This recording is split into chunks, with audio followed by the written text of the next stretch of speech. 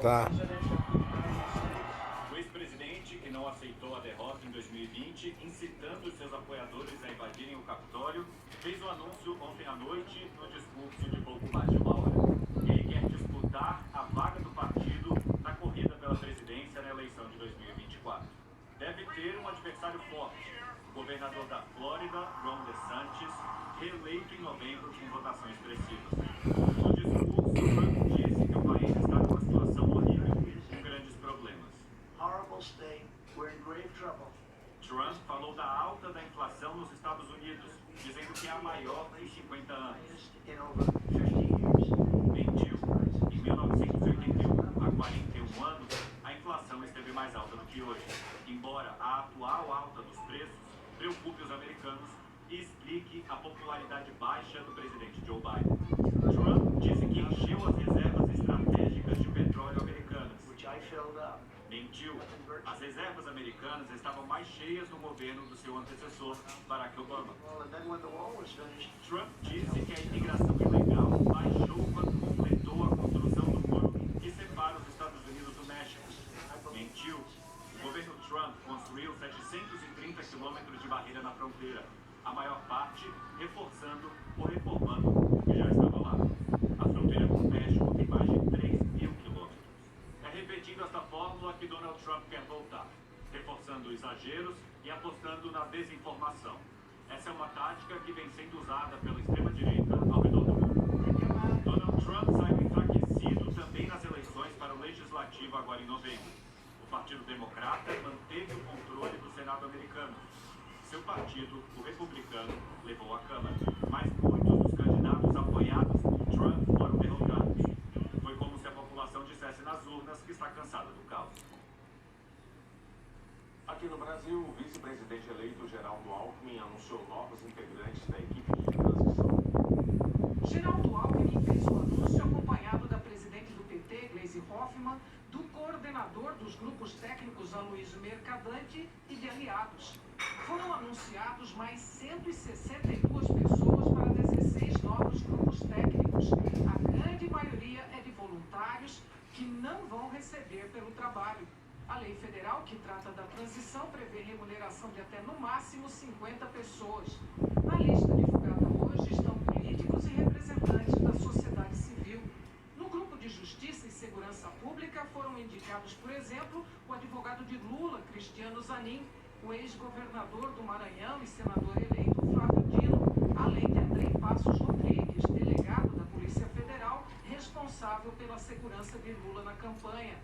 Segundo Alckmin, representantes de todas as polícias do país, federais, civis, militares e guardas municipais, vão ser convidados a contribuir na questão da segurança pública.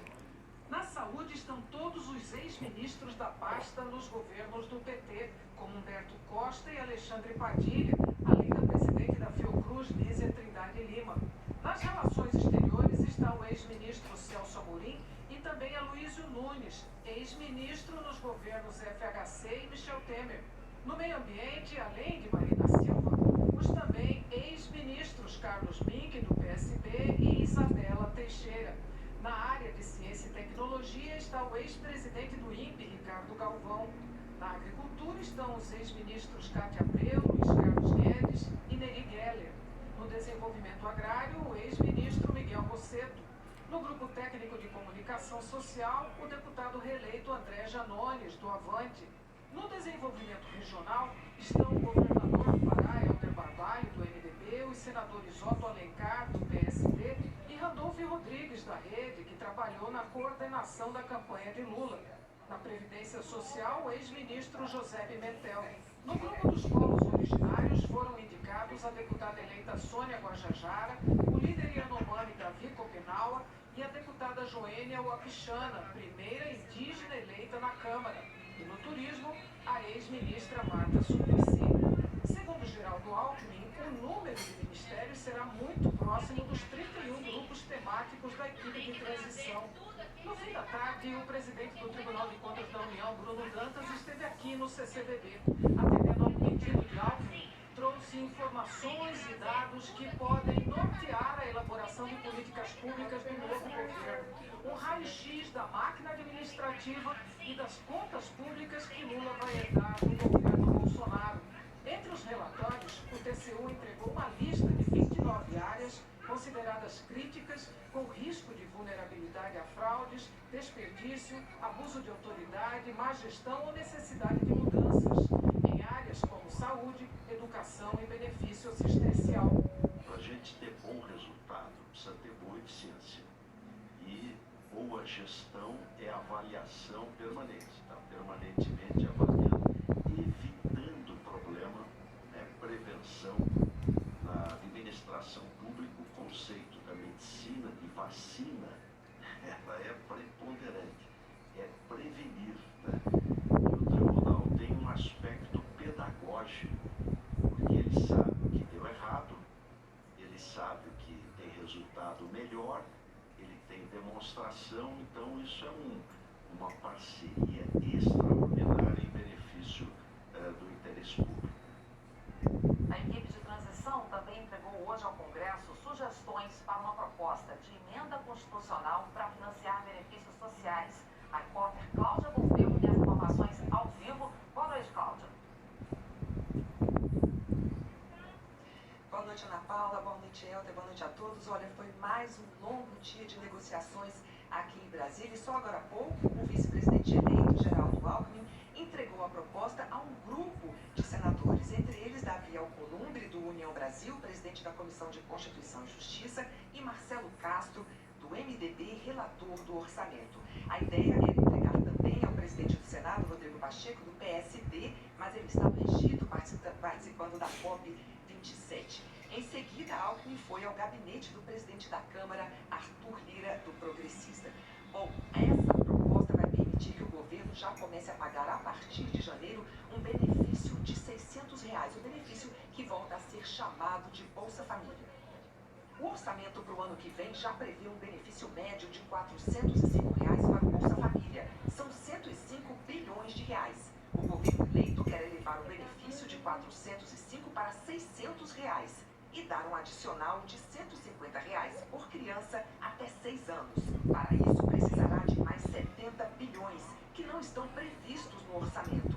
Mas, em vez de pedir que fiquem fora do teto só os 70 bilhões de reais, suficientes para o acréscimo no benefício, a equipe de transição elaborou a PEC, deixando todo o valor do Bolsa Família, 175 bilhões de reais, fora do teto de gastos. Sobrando assim 105 bilhões de folga no orçamento para serem usados em outros programas.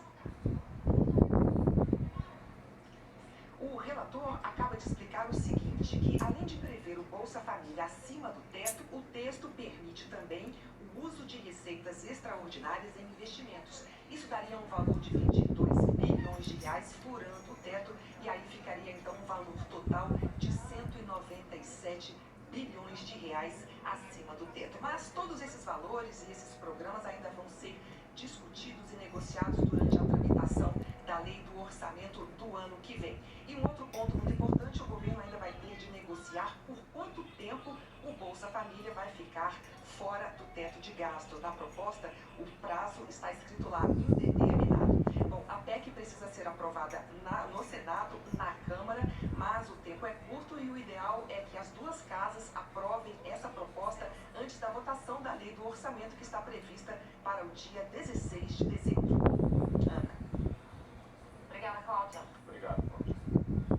O principal índice da Bolsa de Valores brasileira fechou em queda de mais de 2,5%. A queda deve-se à preocupação dos investidores com o desequilíbrio nas contas públicas que a PEC da transição pode provocar e a expectativa sobre quem vai comandar a economia no próximo governo. O dólar comercial subiu para R$ 5,38. Daqui a 4 dias começa a Copa do Catar. Quem quer saber de Copa? Vai, Globo lixo.